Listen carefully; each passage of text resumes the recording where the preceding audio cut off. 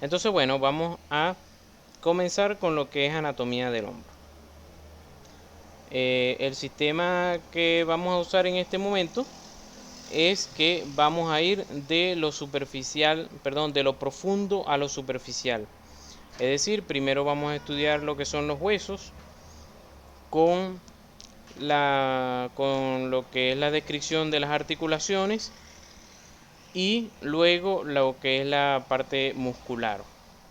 Al final, a lo mejor no abarque todos los músculos, pero lo que sí me gustaría es dejarle para el día de hoy lo que es plexo braquial, eh, para que lo puedan ir repasando, porque es una de las cosas que preguntan mucho en las revistas y en, en las clases, pues.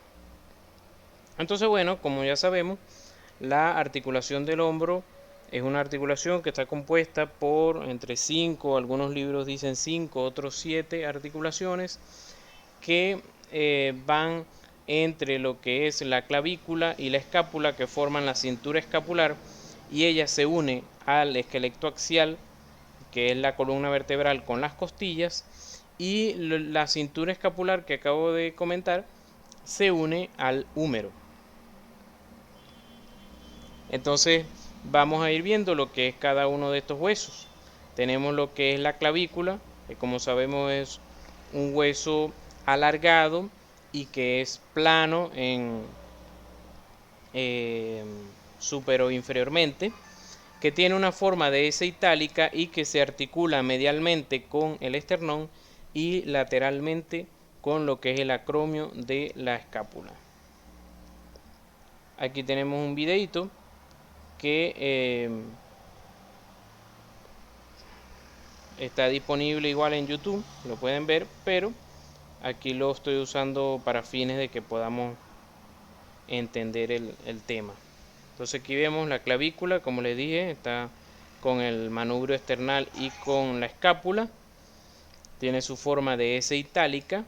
En el extremo medial forma una articulación en silla de montar de tipo diartrosis.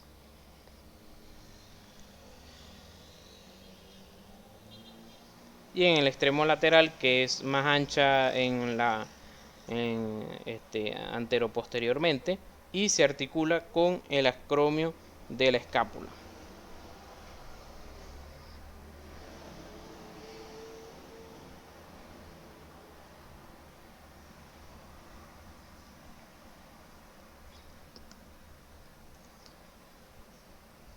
Presenta en su parte inferior también una cresta en la parte donde se inserta lo que es el músculo subclavio, que es inconstante, y que él va de la parte inferior de la escápula a la parte superior de la primera costilla. Igual tenemos el otro hueso, que es la escápula o omóplato, ¿verdad? Que es un hueso plano, un hueso triangular, que entonces como buen triángulo tiene sus tres lados, un lado, un borde superior, un borde medial, un borde lateral y unos ángulos, un ángulo superomedial, un ángulo inferior y un ángulo lateral, que es donde está la cavidad glenoidea, que se articula con el húmero. Aquí lo podemos ver igualmente en un video que lo esquematiza como un triángulo, como les acabo de comentar, donde tiene un triángulo a nivel superior, como un triángulo más pequeño y que se inclina hacia adelante para adosarse a lo que es el tórax. En la parte lateral, lo que es la cavidad glenoidea.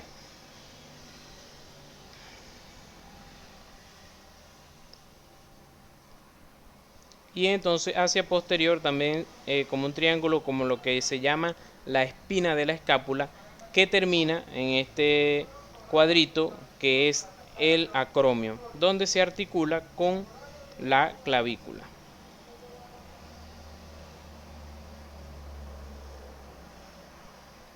Tenemos igual hacia adelante el proceso coracoideo, donde se insertan algunos músculos que vamos a ver hoy, y ahí está cómo se articula con el húmero. Aquí tenemos la escápula, fijémonos que ella está, vamos a empezar a ver que ella está dirigida, o sea, la cavidad glenoidea está dirigida hacia adelante. Está dirigida hacia adelante y ligeramente hacia abajo. Ahí está con la clavícula. Entonces tenemos en la parte posterior de la escápula tenemos lo que es la fosa infraespinosa, la fosa supraespinosa, la espina de la escápula como tal, los bordes, el borde superior, borde medial, borde lateral, el ángulo inferior y el cuello de la escápula.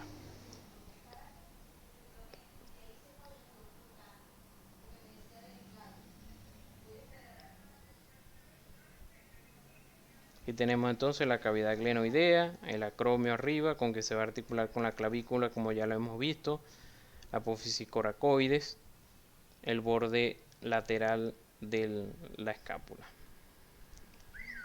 Esto que está mostrando como un neoacetábulo que se va a formar, es decir, con la cavidad glenoidea pareciera que se agrandara el círculo, ¿verdad? Se agrandara el círculo con el acromio y la apófisis coracoide, formando, como decir, una cavidad glenoidea más grande. Este círculo también he llamado lo que es el ligamento suspensorio del hombro, que va a ayudar entre no solamente en la escápula, sino con los músculos que van a estar insertados en ella y los ligamentos que vamos a ver ahorita un poquito más adelante, van a formar el ligamento suspensorio del hombro, que es el que finalmente va a sostener la cabeza del húmero en su lugar y que cuando él se lesiona es lo que llamamos finalmente un hombro flotante. Lo vamos a ver un poquito más adelante.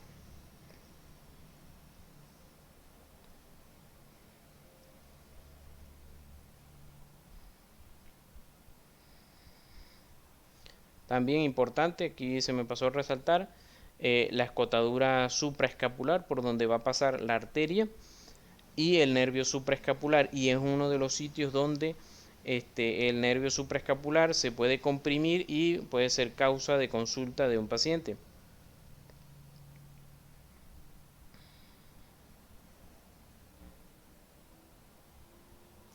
La fosa supraespinosa de vista desde arriba con la clavícula y el húmero en su lugar. Y finalmente, entonces, bueno, tenemos el húmero. El húmero solamente lo voy a describir lo que es la parte proximal del húmero, porque estamos viendo lo que es la parte del hombro. Lo tenemos aquí en el videito también. Y entonces tenemos la epífisis superior. ¿Verdad? Aquí lo van a ver está escrito aquí en portugués el video. Entonces vemos que la epífisis proximal es como la mitad de una esfera, ¿verdad? Que está orientada, ¿verdad?, hacia arriba. Igualmente aquí estamos describiendo como un triángulo, que es lo que va a formar la metáfisis, y entonces la unión entre esa metáfisis y la cabeza humeral es lo que llamamos el cuello del húmero. Pero recordemos que el húmero tiene dos cuellos, tiene un cuello anatómico, que entonces es lo que une la cabeza humeral con la metáfisis, y un cuello anatómico, que es lo que une la metáfisis con la diáfisis del húmero.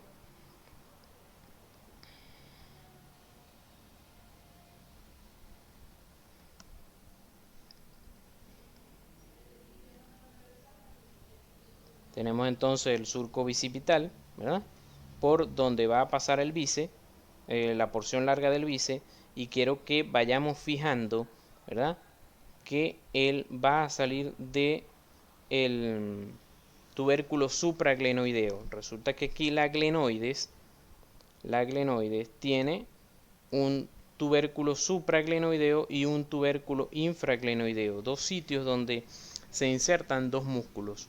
En el supraglenoideo se inserta la porción larga del bíceps y en el infraglenoideo se inserta la porción larga del tríceps. Entonces, fácil de recordar. En el superior, porción larga del bíceps; en el inferior, porción larga del tríceps.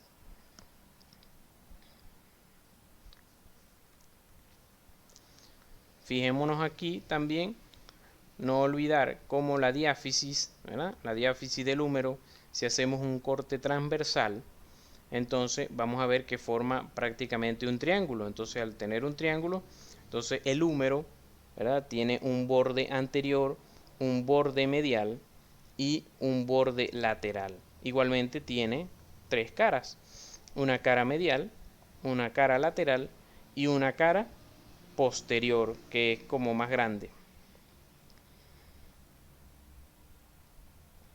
Entonces aquí se están uniendo en el sitio donde ellos se unen, ¿verdad? El sitio donde se une la diáfisis del húmero con lo que es la metáfisis del húmero es lo que llamamos el cuello quirúrgico, que como sabemos se llama así porque es el sitio donde más se fractura la epífisis proximal del húmero. Entonces ahí tenemos cuello anatómico, troquín con su cresta, el surco bicipital, troquíter hacia lateral. Voy a devolver aquí.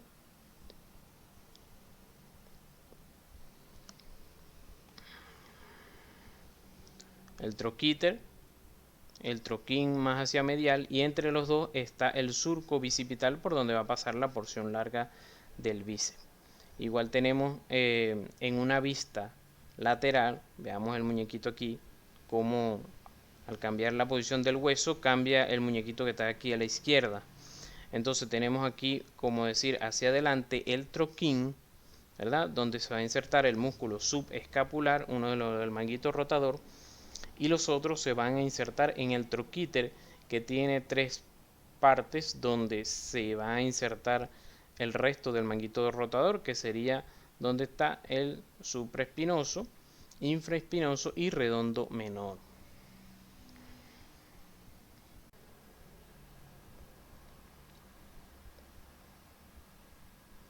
Y entonces una vista superior.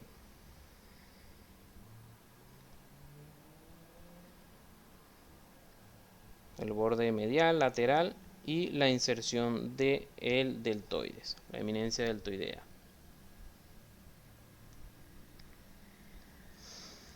Entonces, como les comentaba, hay libros que hablan de 7 articulaciones, hay otras que hablan de 5 articulaciones. A mí me gusta hablar de 7 articulaciones, ¿verdad?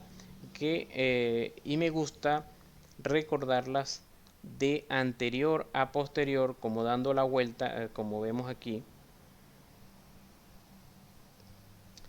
Como vemos aquí, dando la vuelta desde adelante hacia atrás, dando un semicírculo alrededor de lo que es la cintura escapular. Recordemos que entonces la cintura escapular incluye lo que es la clavícula y la escápula.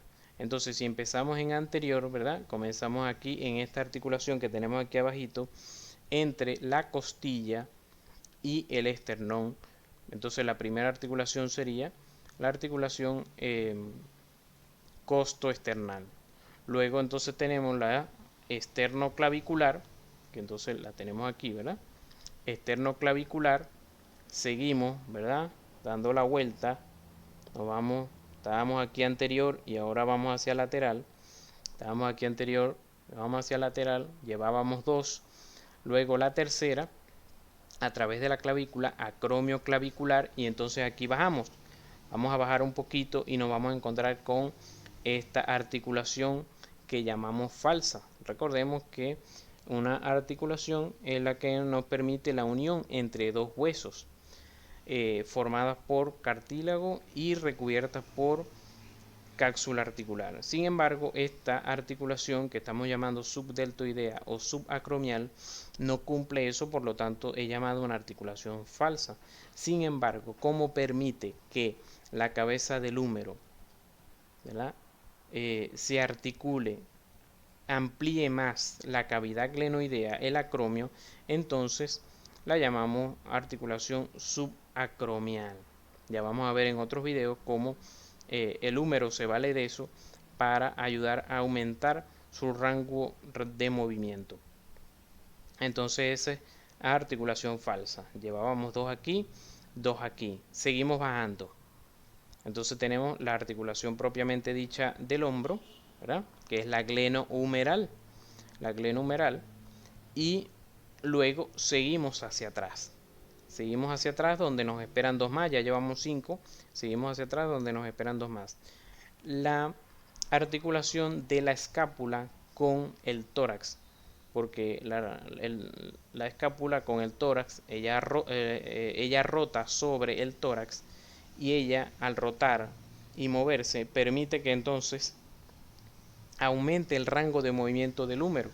Si la escápula estuviera fija al tórax, el húmero solamente se moviera hasta 120 grados máximo. De allí en adelante, el húmero como tal no sigue subiendo, sino que la escápula rota hacia arriba, apunta su copa hacia arriba y permite que el húmero siga subiendo. Entonces esa es otra articulación falsa. Esto se permite por el serrato mayor, que va desde las costillas hasta la escápula. Esa sería vamos a decir, la sexta articulación. Y la séptima, recordemos que empezamos, ¿verdad?, en la costilla con el manubrio esternal. Entonces la primera costilla atrás, ¿con quién se articula? Con la primera vértebra. Esa articulación es llamada costo vertebral. Y esa sería la séptima articulación del hombro. Aquí tenemos como varios de los movimientos del hombro, cómo van ocurriendo entre ellos, articulados entre los huesos, pues. Vemos aquí la articulación glenohumeral, ¿verdad?, la escapulotorácica que habíamos mencionado, y hacia adelante, claro, aquí está nombrando sincro, la cromioclavicular, la esternoclavicular y la subdeltoidea, que es la falsa. Nombra esas 5 sin la de las costillas, que es la costo vertebral a nivel posterior, y a nivel anterior la costo esternal.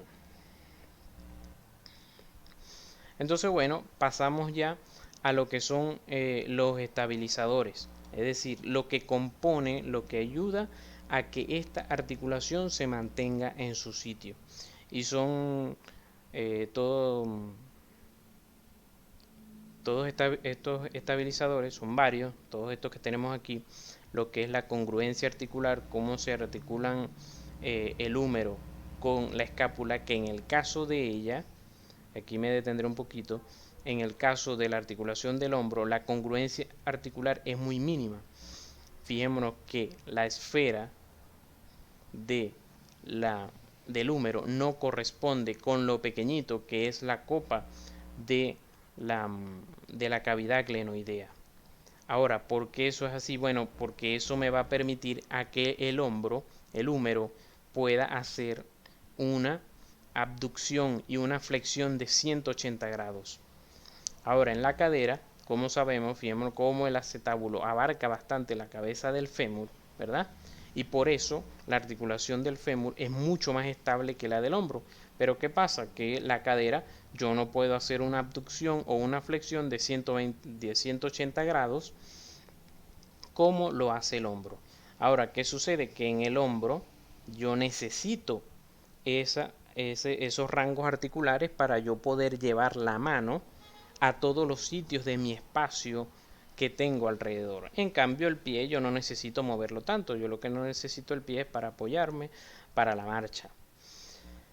Entonces, vamos a decir, en el hombro se sacrificó la estabilidad para obtener más rangos articulares. Tenemos la cápsula articular, que ya la vamos a ver descrita ahorita. Igual alrededor tenemos lo que es el abrón glenoideo y los ligamentos que vamos a ir describiendo a medida que vamos avanzando. Aquí tenemos entonces lo que es la articulación glenohumeral, ¿verdad? Tenemos a la escápula fijada al tórax con el húmero. Fijemos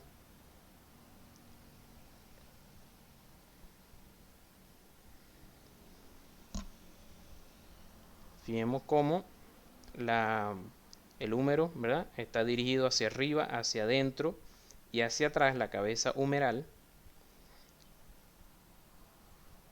y en cambio la cavidad glenoidea, ¿verdad?, está dirigida hacia arriba, hacia adelante y hacia afuera, con una inclinación, ¿verdad?, hacia adelante de unos 30 grados. Fíjense cómo al yo colocar de frente o de perfil la cavidad glenoidea, para poder colocar de perfil la cavidad glenoidea, aquí el muñequito, el que nos está sirviendo de paciente, se inclina, ¿verdad?, hacia su lado contralateral unos 30 grados. Es por eso que entonces para yo hacer una rayos X AP verdadera de hombro y poder ver el espacio articular, yo debo mandar a inclinar al paciente unos 30 grados, el haz de luz, o inclino o mando a inclinar al paciente. Esa es la razón. Entonces fijémonos cómo la congruencia articular es mucho menor entre la cavidad glenoidea y la cabeza humeral, y por eso es que la congruencia articular no me da mucho y entonces ella es más inestable. Es decir, que el hombro depende mucho de sus ligamentos y de sus músculos para mantenerse estable. Por eso vemos a muchos pacientes que de repente dicen, bueno, sí, yo me saco el hombro yo solo, porque ya sus ligamentos, sus músculos están dañados. En cambio, con una cadera no sucede eso, porque sencillamente la cadera sí depende más de la congruencia articular. Aquí tenemos lo que es el labrum glenoideo, que él nos va a ayudar a aumentar esa superficie nos va a ayudar a aumentar la profundidad para abarcar un poco más a lo que es la cabeza humeral. Aquí la tenemos con lo que es la cápsula articular.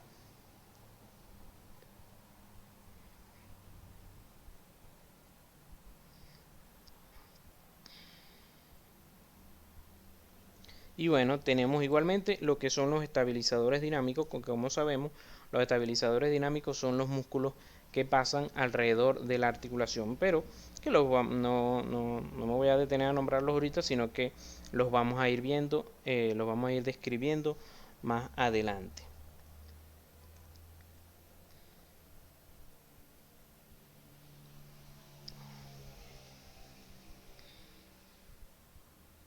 Aquí tenemos entonces, siguiendo con lo que es la cápsula articular, ¿verdad?, parte de los estabilizadores estáticos, cómo ella se inserta alrededor del cuello de la glenoides y del cuello del, de, la cabeza humeral, ¿verdad? Tenemos al nivel inferior lo que es el repliegue de la cápsula articular, que nos permite la abducción completa. Igual, fijémonos cómo, aparte de la cápsula articular, tenemos lo que es la bursa subdeltoidea o subacromial, que nos impide que la cabeza humeral choque con el acromio. Tenemos la porción larga del bíceps, que también está envuelta dentro de la cápsula articular. Es un tendón que es intracapsular. Y entonces aquí vamos a ver lo que son los ligamentos. Tenemos primeramente lo que son los ligamentos glenohumerales, que ellos se dividen en lo que es el superior, medio e inferior, ¿verdad?, que van a formar, como decir, una Z o una N, y se van a dar cuenta que entre ligamento superior y ligamento medio va a haber un sitio débil de la articulación, igualmente entre el medio y el inferior. Y entre el medio y el inferior es que hay mayor debilidad que entre el superior y el medio, y es por eso que las luxaciones glenohumerales ocurren más que todo hacia abajo y hacia adelante.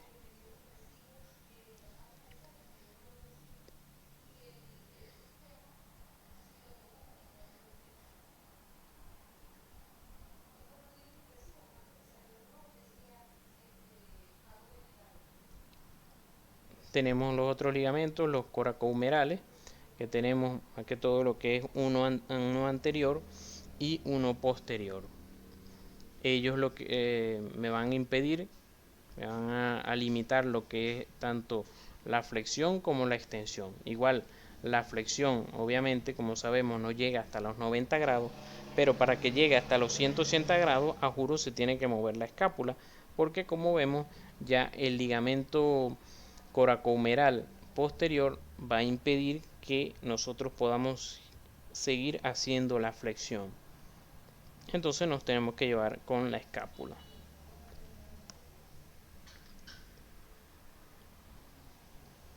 Ellos ayudan a mantener centrada lo que es la cabeza humeral, ¿no?, junto con lo que es el supraespinoso y el músculo deltoides. Como les dije, ya vemos que la estabilización de la cabeza humeral depende mucho de ligamentos y de músculos. Igual tenemos los ligamentos acromio coracoideos, que son parte de lo que me van a ayudar a formar lo que es el ligamento suspensorio del hombro. Tenemos la bursa otra vez, me va a impedir que choque la cabeza del húmero con el acromio y ayuda a que haga lo que estábamos diciendo, como decir un neoacetábulo. Entonces todo esto ayuda a mantener la cabeza humeral en su sitio. Aquí tenemos parte de lo que son los músculos estabilizadores también, es decir, los estabilizadores dinámicos, pero no me voy a detener a nombrarlos porque no los hemos visto aún.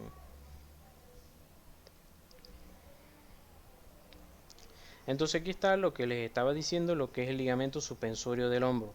Es típico cuando en revista médica, en la hospitalización, tenemos un paciente con fractura del cuello de la escápula, tenemos con fractura de clavícula, con fractura de húmero, se tiende a pensar en hombro flotante. Sin embargo, ese término ya ha cambiado y ya no se le llama hombro flotante a si hay fractura de estos tres huesos, sino si hay lesión de dos de los componentes del ligamento suspensorio del hombro. El ligamento suspensorio del hombro, ¿verdad?, es este círculo que tenemos aquí, que se ayuda de estas anclas que están compuestas biomecánicamente por la clavícula y la parte superior de la escápula. ¿Quién compone el complejo suspensorio del hombro? Entonces tenemos la articulación acromioclavicular, ¿verdad?, el acromio, la parte superior, aquí lo estamos viendo mejor, la parte superior de la cavidad glenoidea, la apófisis coracoide y los ligamentos coracoclavicular con la clavícula. Entonces otra vez, articulación acromioclavicular, el acromio, la parte superior de la cavidad glenoidea, la coracoides, la apófisis coracoides y el ligamento coracoclavicular. Si alguno de estos componentes que hemos nombrado, dos de ellos, están lesionados, entonces se habla de que el paciente tiene un diagnóstico de hombro flotante y por supuesto cambia la forma en que nosotros vamos a tratar este tipo de paciente.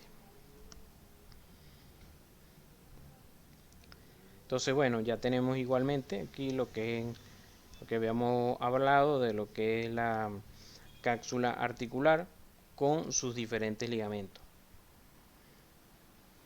Tenemos los ligamentos glenohumerales, los ligamentos coracoacromiales, los ligamentos coracoclaviculares, que se lesionan mucho en lo que cuando hay luxación acromioclavicular, y que van a ayudar todos estos a estabilizar a lo que es el hombro.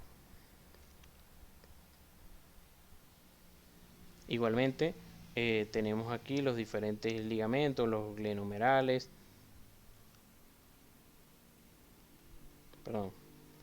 y el ligamento a nivel inferior de lo que es el glenohumeral. Ya entrando en lo que es la parte muscular, ¿verdad? La parte muscular, no me voy a detener mucho en algunas inserciones. O sea, voy a destacar en algunas inserciones que son las importantes para ustedes en su ejercicio de la profesión. Aquí solamente quise mencionar, porque hay muchos músculos que son, vamos a decir, del grupo del tronco, músculos que unen el esqueleto axial con la cintura escapular. De hecho, hay un grupo profundo, un grupo intermedio, un grupo superficial. El grupo profundo lo ignoré. Quise nada más traer el intermedio y el superficial, pero solamente para nombrarlos y tenerlos en cuenta cuando estemos hablando del hombro. Tenemos el elevador de la escápula, que él es parte también de los músculos de la nuca, que va desde, desde la parte posterior del cráneo hasta el ángulo superomedial de la escápula. Y tenemos los romboides. Los romboides ayudan a estabilizar a la escápula, a mantenerla adosada a lo que es el tórax y a que no rote, a mantenerla, vamos a decir, en rotación interna.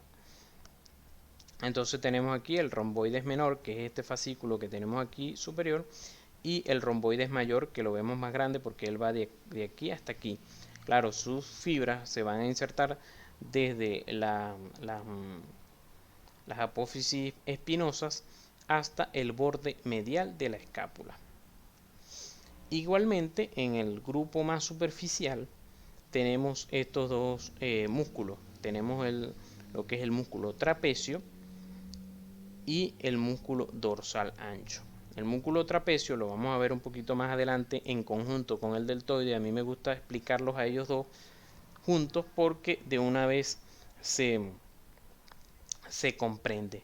Igualmente el dorsal ancho, como su nombre lo indica, es un músculo grande que él va desde las apófisis espinosas de las vértebras lumbares y la cresta ilíaca. Todos esos músculos se dirigen hacia el húmero, Aquí tenemos otra fotico, ¿verdad? El húmero por delante, y recordemos que el húmero tiene un surco bicipital. Como es un surco bicipital, ¿verdad? Como hay un surco bicipital, entonces hay dos labios, un labio lateral y un labio medial. El dorsal ancho junto con el redondo mayor se insertan en el labio medial. Entonces él viene, fijémonos que él viene desde aquí atrás hacia adelante, hacia la parte anterior del húmero, y se inserta allí. Y por eso su función ayuda a extender el húmero y rotarlo medialmente. ¿Cómo hacemos para aprendernos eso? Bueno, es el músculo que usan los hombres para sacar la cartera. No usamos la cartera a nivel de la región glútea. El músculo que se usa para eso es el dorsal ancho. Entonces ahí no se nos olvida que entonces el dorsal ancho nos ayuda con la extensión y rotación interna del húmero. Aquí tenemos un videito donde vamos a ver mejor al dorsal ancho. Entonces vemos que él viene de atrás hacia el húmero.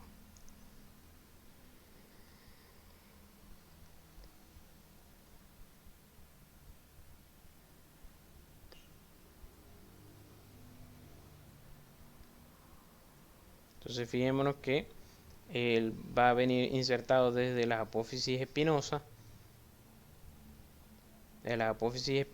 y la cresta ilíaca, parte de la cresta ilíaca, ¿verdad? Parte de las costillas, y todas esas fibras se van a dirigir hacia arriba, hacia lateral y hacia adelante, ¿verdad? Hasta llegar al húmero. Fijémonos de una vez, y de una vez busquemos aprendernos que él se está insertando en el labio medial de la corredera bicipital. Fijémonos que el labio lateral está a este nivel, en cambio el labio medial allí se está insertando el dorsal ancho y se va a insertar junto con el redondo mayor. Entonces ahí está el dorsal ancho, ¿verdad? Redondo mayor, ¿verdad? Y pectoral mayor. Muchas veces nos aprendemos que en la corredera bicipital se inserta pectoral mayor y redondo mayor. Se nos olvida el dorsal ancho que está entre los dos. Ahora, una manera que tengo también para no confundirnos, sobre todo entre el redondo mayor y el pectoral mayor, quién se inserta lateral y quién se inserta medial. Bueno, sencillamente el redondo mayor, así como el dorsal ancho, ellos vienen de atrás. Ellos vienen de atrás y ahorita lo vamos a ver mejor. Y se insertan a nivel medial. Si ellos y el redondo mayor se insertara a nivel lateral, el pectoral mayor que viene de aquí, como ustedes saben, de la clavícula y del esternón, de aquí del tórax anterior, cuando él se va a insertar, si él se insertara en el labio medial, el, el redondo mayor estuviera atravesado porque él se está insertando lateral. Entonces el pectoral mayor no se pudiera insertar medial. Por lo tanto, entonces debemos imaginarnos que el redondo mayor junto con el dorsal ancho que vienen de atrás se tienen que insertar a juro medial para que el pectoral mayor se pueda insertar lateral. Ahí está la porción larga del bíceps viniendo del tubérculo supraglenoideo. Fijémonos cómo se está insertando el redondo mayor, ¿verdad? Ahí está el dorsal ancho a nivel del labio medial y entonces en el lateral el pectoral mayor. Vamos a verlo otra vez ahí al final para que lo fijemos. Redondo mayor, dorsal ancho y finalmente pectoral mayor hacia lateral. Hacia lateral para que él se pueda insertar y entonces les deja el espacio libre. Ajá, lo de cómo inclinar el paciente para una rayos X AP verdadera.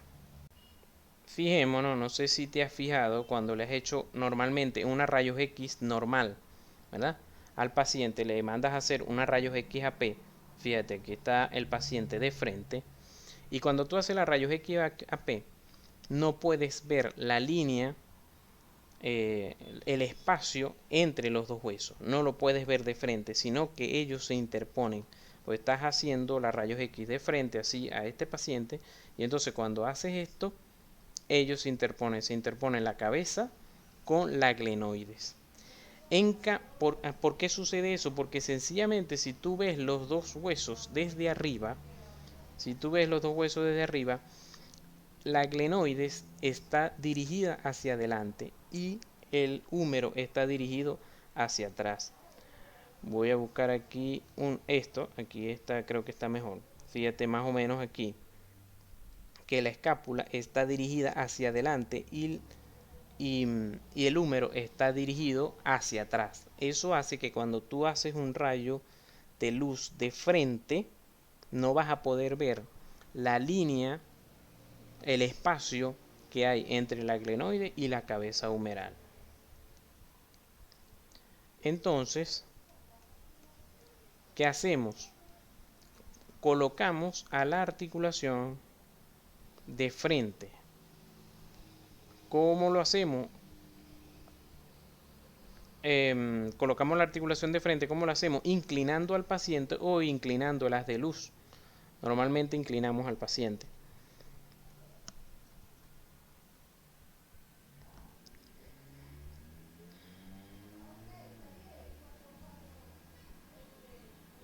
Fíjate cómo aquí te está diciendo que la cabeza humeral normalmente va dirigida hacia atrás porque está buscando a la escápula, que la escápula está a nivel posterior en el tórax.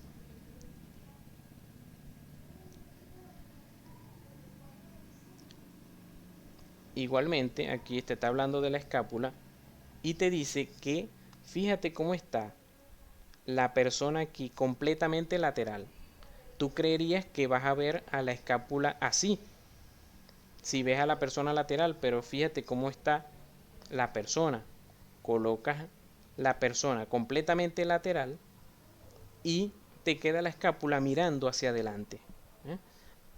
Y por eso entonces si tú le haces una rayos X de frente al paciente, entonces la escápula no va a estar, no se va a ver el espacio entre ellas porque lo interpone la cabeza del húmero. Entonces, porque hay esa inclinación de 30 grados, ¿verdad? Entonces, ¿verdad? Es por eso, ¿verdad? Que entonces ahora sí colocamos a la escápula, para colocar a la escápula completamente de frente a mí, para hacerle una verdadera AP, entonces debo inclinar al paciente unos 30 grados para quitarle la inclinación de 30 grados que tiene la escápula. O inclino al paciente 30 grados o el haz de luz lo inclino 30 grados. ¿Te quedó claro o sigues con la duda? Bueno, me alegra. Ok, entonces, normalmente el hombro, como yo lo estudio, es dividiéndolo topográficamente en tres regiones. En una región que llamamos axilar, una región deltoidea y una región escapular. Como suponen o como ustedes ya saben, la región axilar es un poco más compleja que las otras dos, que son mucho más fáciles. De hecho, la región axilar es una región que yo nunca entendí hasta mucho después, porque me costaba imaginar una pirámide ahí en el hombro, yo no entendía. Después, bueno, fue que empezaron a salir los dibujitos en 3D y la cosa, y bueno, ahí pude entenderlo. Entonces, vamos a ver que esta es la pirámide, la famosa pirámide de la que hablan los libros de anatomía, ¿verdad? Y entonces nosotros nos vamos a imaginar que somos un muñequito que estamos aquí de pie encima de lo que es el hueso, de lo que es el hueco axilar. Estamos aquí, un muñequito aquí de pie. Me olvidó dibujar el muñequito. Entonces nosotros vamos a tener una cara anterior, que es esta, ¿verdad? Vamos a tener una cara anterior. Si miramos hacia adelante, vamos a ver la cara anterior de la pirámide. Una cara medial, que si miramos hacia medial, ¿qué vamos a ver? Las costillas. Si miramos hacia posterior, ¿qué vamos a ver? La escápula. Y si miramos hacia lateral, ¿qué vamos a ver? El húmero. Entonces, por eso está compuesto lo que es esta pirámide que es la región axilar. En el vértice, ¿verdad? Es un vértice truncado, es un huequito por donde está accediendo los vasos, el paquete vasculonervioso axilar, que sería la arteria subclavia, que se va a convertir en axilar, va a venir el plexo braquial, que viene de la región cervical, y va a ir subiendo lo que es la vena axilar. Entonces, la pared anterior, cuando vemos este dibujo, decimos, ahora sí es verdad, ya ahí ya yo me perdí. Pero bueno, sencillamente es para mostrarles, lo que quiero es que más adelante, yo les voy a colocar otra vez el dibujo y ya van a ver que vamos a poder identificar todas estas estructuras. Pero sencillamente aquí estamos, ¿verdad? Aquí el muñequito está aquí, este es el húmero en abducción. El muñequito está aquí. ¿Y qué vamos a ver hacia adelante? Estos dos músculos. Recuerden que esto es las costillas. Este es el cerrato, que tiene forma de sierra. Este es las costillas aquí. El muñequito está aquí. Y miro hacia adelante, hacia mí, hacia donde estoy yo. ¿Qué voy a ver? Estos dos músculos que están cortados aquí. ¿Quiénes son estos? Pectoral mayor y pectoral menor. Los vemos aquí un poquito mejor. Entonces tenemos el pectoral mayor, ¿verdad? Ya yo me sé la inserción distal. Que la inserción distal dijimos que era ¿en dónde? En el labio lateral de la corredera bicipital. Su inserción proximal, como ven, es como un abanico. Entonces, clavícula, esternón y costilla.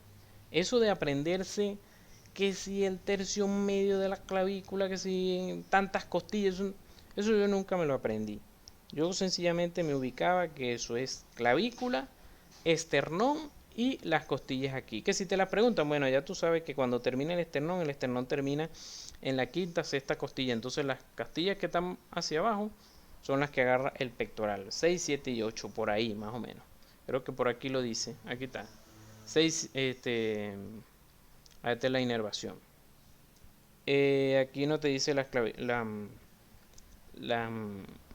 costillas, pero como les digo, clavícula, esternón y costilla. Todo eso se dirige al labio lateral del surco bicipital. Si quitamos el pectoral, ¿a quién nos vamos a encontrar? A dos músculos abajo, a dos músculos más profundos, que son el pectoral menor y el músculo subclavio. El subclavio es un músculo facilito porque está entre estos dos huesos. De hecho, un músculo inconstante entre la clavícula y la primera costilla. Entonces va desde la cara inferior de la clavícula hasta la cara superior de la costilla. Recordemos que los músculos siempre van a ir desde lo que tienen más cerca entre los huesos. Entonces, entre la clavícula y la primera costilla, ¿qué tienen ellos de cerca? La cara inferior de la clavícula y la cara superior de la costilla. Y el pectoral menor. El pectoral menor va desde las costillas hasta la apófisis coracoidea. Esa es una de las preguntas típicas también en revista. Cuando hay una fractura de coracoide, impelable que te van a preguntar quiénes se insertan en la apófisis coracoide. Entonces son tres músculos: pectoral menor, porción corta del bíceps y coracobraquial. Pectoral menor, porción corta del bíceps y coracobraquial. Coracobraquial, fijémonos que tiene un nombre que te ayuda, que va desde la apófisis coracoide, coraco, hasta el brazo braquial, hasta el húmero. Igual, entonces ya nos hemos aprendido algo del bíceps. Ya nos acordamos que la porción larga del bíceps va desde el tubérculo supraglenoideo y la porción corta va desde la apófisis coracoide. Ahora, la unión de aquí en la apófisis coracoide de la porción corta del bíceps con el coracobraquial forman un tendón en común llamado también tendón conjunto. También puedes preguntarle, ¿y quiénes forman el tendón conjunto? Porción corta del bíceps con el coracobraquial. Entonces, como les dije, imaginemos que nosotros somos el muñequito que está aquí, que es el paquete vasculonervioso. Imaginemos que nosotros somos el paquete vasculonervioso que está aquí. Si vemos hacia adelante, ¿qué vamos a ver? Pectoral menor y el pectoral mayor que está aquí. Otro musculito también que pone aquí es el subclavio. Igual aquí les quise poner este dibujo para recordar. En el labio lateral del surco bicipital, pectoral mayor. En el labio medial, dorsal ancho y redondo mayor. En anatomía es importante dar 2 pasos hacia adelante y 1 para atrás. Si damos puros pasos para adelante, se nos va a olvidar todo. Debemos dar 2 pasitos para atrás y repasar. Un pasito para atrás. Por eso es que le estoy recordando otra vez lo de los labios. Cuando veamos los otros músculos, vamos a volver a recordar músculos que se insertan en apófisis coracoide. Bueno, aquí está pectoral menor y el subclavio. Aquí. Entonces, ahora tenemos en la pared lateral, que habíamos dicho que veíamos hacia afuera. ¿Qué íbamos a ver hacia afuera? El húmero. Entonces, en el húmero, cuando veamos los músculos del brazo, son 4. Bueno, ya hoy estamos viendo 2 de esos, porque los estamos viendo dentro de esta región axilar, que son el coracobraquial, que ya lo dije, que va desde la apófisis coracoide hasta el borde medial del húmero, coracobraquial, es facilito, y porción y el bíceps como tal. El bíceps, recordar, porción corta va desde la apófisis coracoide, porción larga va desde el tubérculo supraglenoideo. ¿Quién se inserta en el tubérculo infraglenoideo? La porción larga pero del tríceps. supraglenoideo, porción larga del bíceps, infraglenoideo, porción larga del tríceps. El músculo coracobraquial también él es famoso y que no podemos olvidarlo porque es a él lo atraviesa el nervio músculo cutáneo, es rama del plexo braquial. Es la única vez que eso sucede en el cuerpo humano, que un nervio atraviese a un músculo de adelante hacia atrás completamente, y eso lo hace el músculo cutáneo atravesando el coracobraquial. Aquí lo está haciendo, aquí está atravesando el músculo cutáneo, atravesando al coracobraquial, y por ende ahí nos vamos a aprender de una vez que él va a inervar al coracobraquial y a los otros dos músculos de la región anterior del húmero, de la región anterior del brazo. Aquí les coloqué la pirámide otra vez, que vemos hacia el lateral, y vamos a ver al coracobraquial y al bíceps.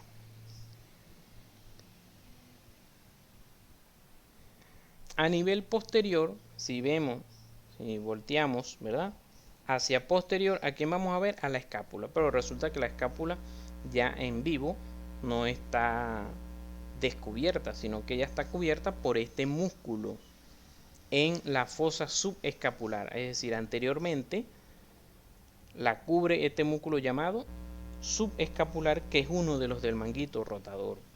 Entonces el músculo subescapular se inserta de la fosa subescapular, la parte de toda la cara anterior de la escápula, y se inserta en el troquín. Es el único músculo que se inserta en el troquín. Único músculo que se inserta en el troquín. Todos los demás del manguito rotador se insertan en el troquíter. Aquí lo tenemos otra vez. Subescapular insertándose en el troquín. Y por lo tanto, si él se contrae, ¿qué va a pasar con la cara del húmero?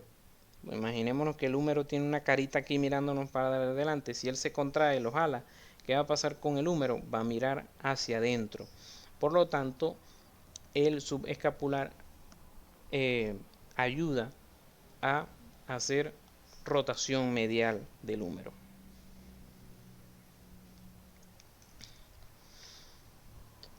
En la pared medial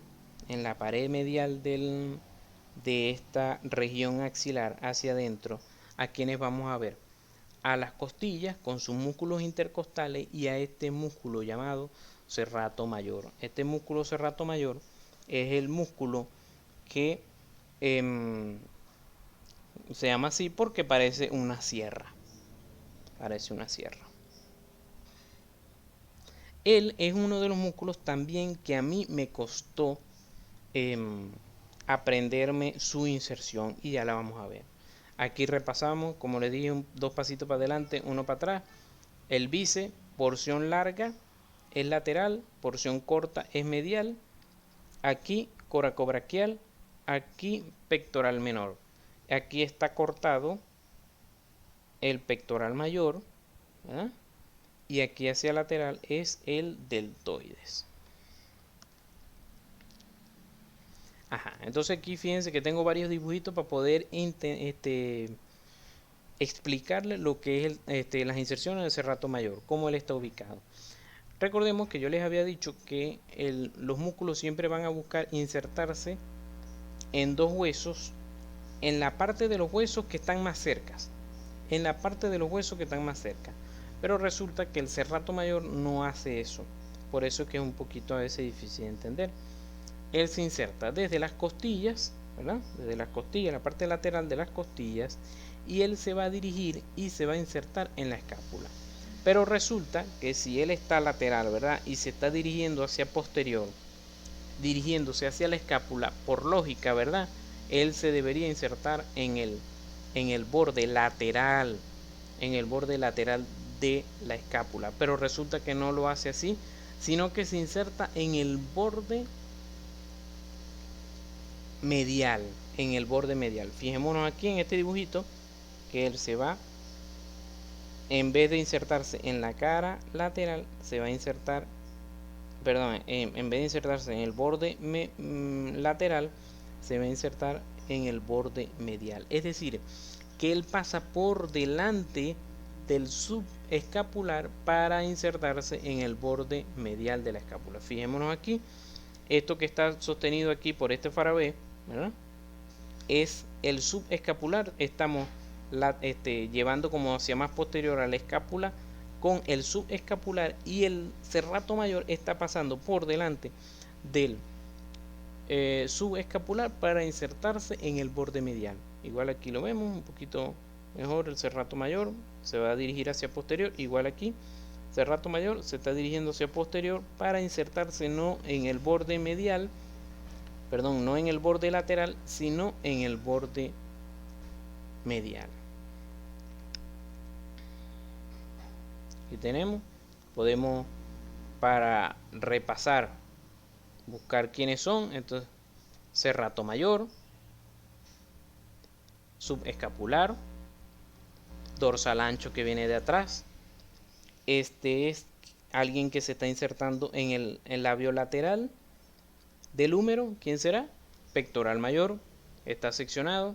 Este está seccionado aquí, con este, que es el deltoides, todavía no lo hemos visto. Y aquí tampoco que hemos visto el bíceps. Bueno, vimos el bíceps, no hemos visto el braquial, que está aquí más profundo, e igual el tríceps.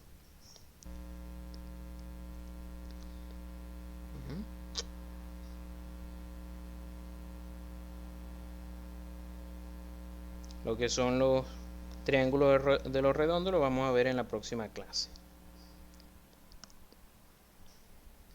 El músculo deltoide, como les había dicho, ¿verdad?, es un músculo que vamos a ver en conjunto con lo que es el trapecio. Entonces, vamos a decir, para finalizar, lo que es la región axilar. Ya vimos lo que es cara anterior, cara medial, cara lateral, cara posterior, ¿verdad? Cara posterior es la cara anterior de la escápula. La cara posterior de la región axilar es lo que está en la cara anterior de la escápula, que es el subescapular. Entonces faltan las otras dos regiones del hombro. Ya dijimos la región axilar, falta la región deltoidea y falta la región escapular. Entonces yo voy a detenerme en la región deltoidea, ¿verdad? Voy a hablar de la región deltoidea, me voy a detener para que saltemos al plexo braquial y poder abarcarlo, y que ya ustedes se lleven de una vez explicado el plexo braquial. La región escapular la voy a dejar como tienen los otros componentes del manguito rotador, y de una vez para que hablemos del triángulo de los redondos en la próxima clase. Entonces veamos el deltoides y el trapecio de una vez, los dos, porque ellos me gustan los dos. Me gusta explicarlos juntos porque donde termina uno comienza el otro. Aquí está, trapecio, donde termina comienza el deltoide. ¿Qué sucede? Primero, recordar la clavícula. La clavícula, recordemos que es un hueso que es aplanado y que tiene un borde anterior y un borde posterior.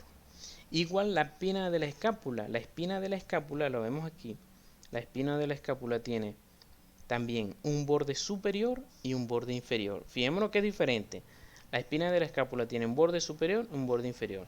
La clavícula tiene un borde posterior y un borde anterior. Entonces el trapecio se va a dirigir desde las líneas semicirculares del cráneo, apófisis espinosa de todas las cervicales y apófisis espinosa de todas las torácicas. Todas esas fibras se van a dirigir a la clavícula y la escápula, donde lo que tengan más cerca. ¿Qué tiene más cerca el trapecio en la clavícula? ¿Borde anterior o borde posterior? Borde posterior. Entonces el trapecio se va a insertar en el borde posterior de la clavícula. Y en cuanto a la espina de la escápula, ¿qué tiene más cerca? ¿Borde superior o borde inferior? El borde superior, obviamente. Entonces el trapecio se va a insertar desde lo que ya les dije hasta el borde posterior de la clavícula y borde superior de la espina de la escápula. El deltoides, entonces, es lo contrario. Él va a salir, se va a insertar desde el borde anterior de la clavícula y borde inferior de la espina de la escápula, y se va a dirigir a la eminencia deltoidea del húmero para ayudar a la abducción. Y recordemos que el trapecio está inervado por el 11º par craneal y ayuda a elevar el hombro. Entonces fijémonos aquí en este dibujito también, desde el cráneo de las apófisis espinosas hasta el borde superior de la espina de la escápula y borde posterior de la clavícula. Y el trapecio desde el borde anterior de la clavícula y desde el borde inferior de la espina de la escápula hasta la eminencia deltoidea del húmero.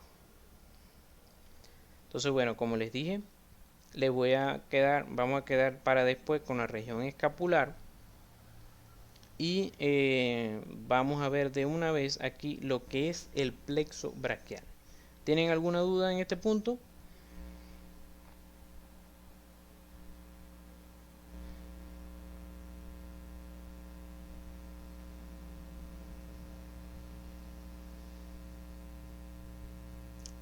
Ok, fin. Sí, bueno, Dios mediante ya se te va a hacer más fácil aprenderlo. Entonces, plexo braquial. Recordemos que el plexo cervical, ¿verdad?, está formado desde los nervios C1 hasta C4. Ellos van a inervar todo lo que son los músculos cervicales. En cambio, el resto, que es de C5 hasta D1, se van a encargar de lo que es el plexo braquial. Si nos fijamos, entonces son 5 nervios, ¿verdad?,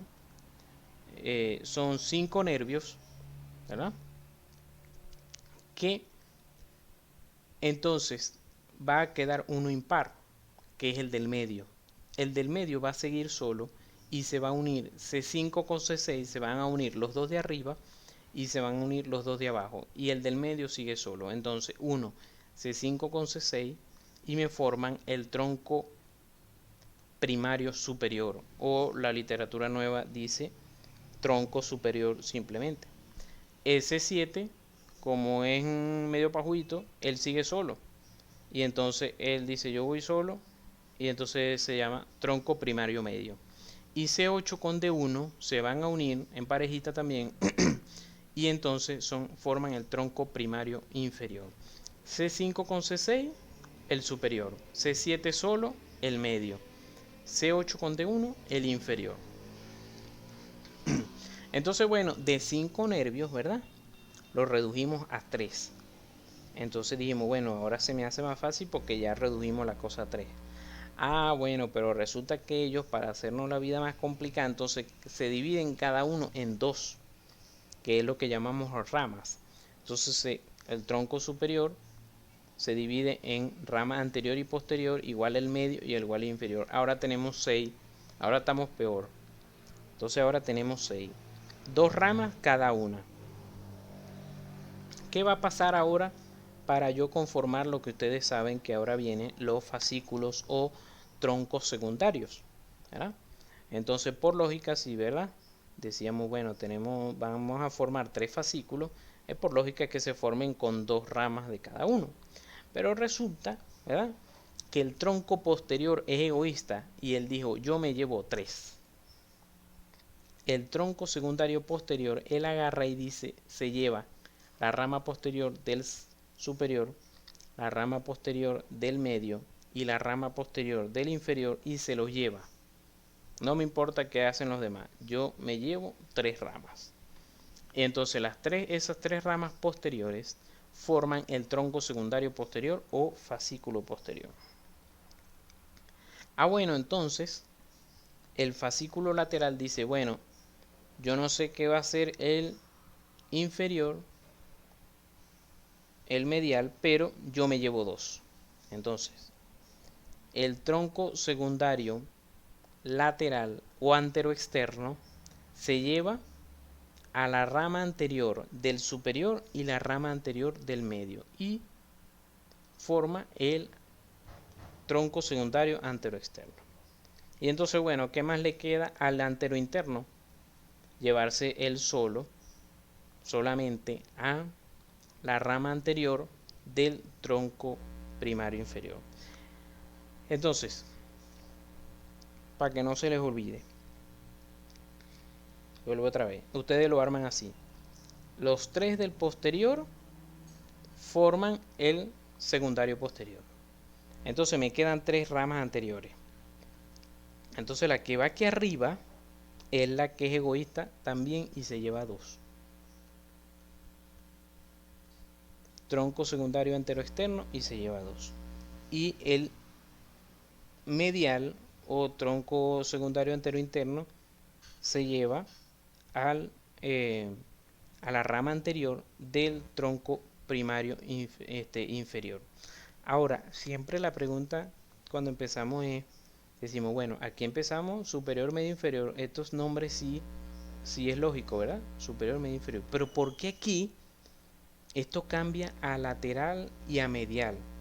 A externo, interno y este posterior. Eso sí no me lo puedo imaginar. Bueno, porque sencillamente, para que lo veamos aquí de una vez, ¿verdad?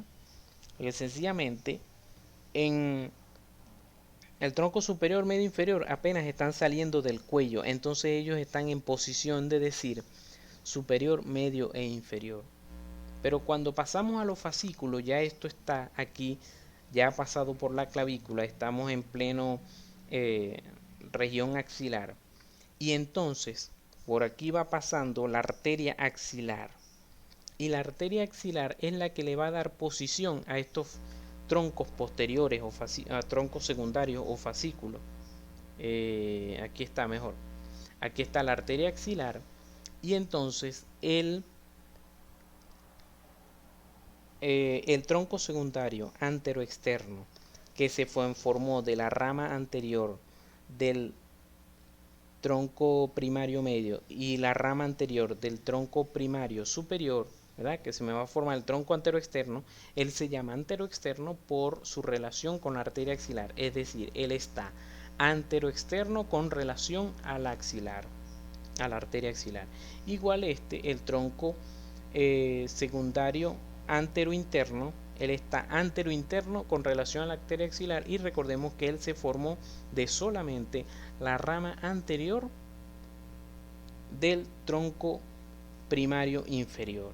En cambio, aquí atrás, que por eso está medio transparente, está el tronco secundario posterior, que es el más egoísta, que él se llevó los tres posteriores, el posterior del tronco primario superior, el posterior del tronco primario medio y el posterior del tronco primario inferior.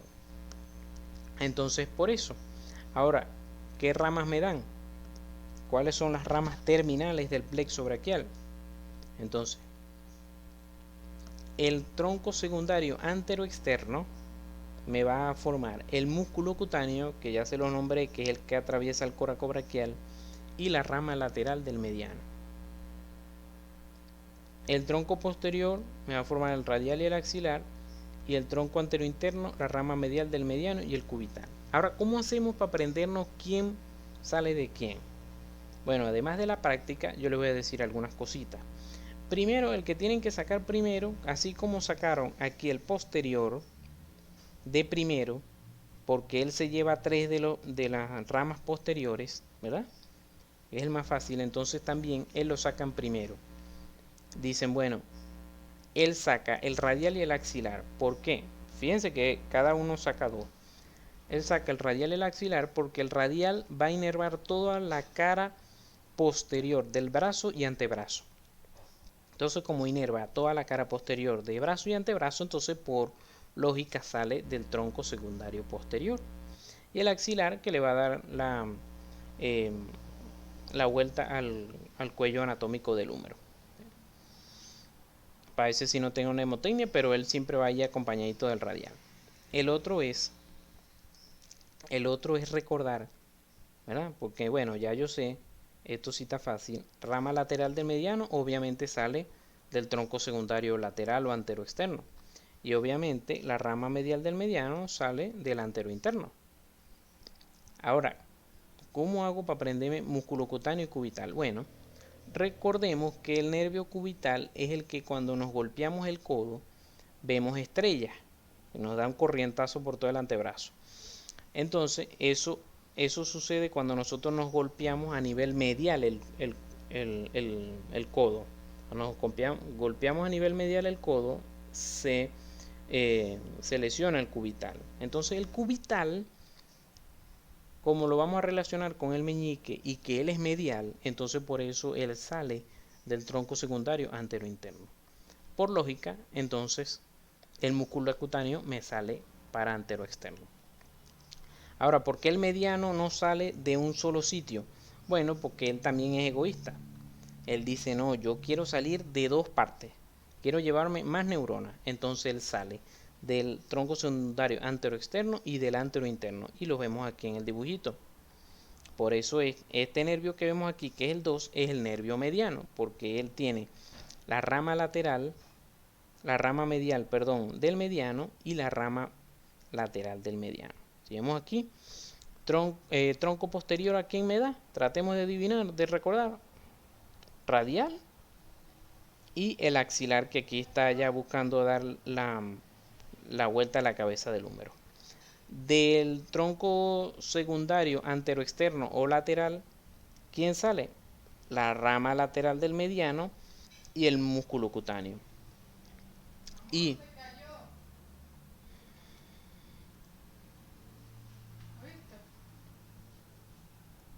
sí, estoy buscando aquí. ¿No será que se te cayó a ti? No. No, porque ahí te escribieron. Se fue a internet. Ah.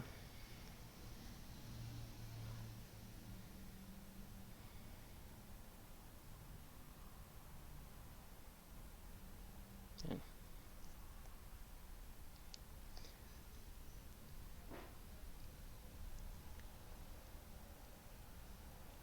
Y del tronco medial y del tronco secundario anterointerno sale el nervio cubital y la rama medial del mediano. Este es un paciente que operamos en el servicio del plexo braquial y bueno, hicimos el abordaje ahí a nivel superior buscando los troncos. Aquí está el plexo braquial saliendo entre los escalenos, el escaleno anterior y medio. Este es nuestro punto de referencia si lo queremos bloquear a ese nivel, está entre los dos escalenos. Aquí está el dibujito que ya vimos. Y esta viene la arteria subclavia, arteria axilar y los troncos como la están rodeando. Y este es el nervio radial que, como les dije, siempre se va a dirigir hacia posterior.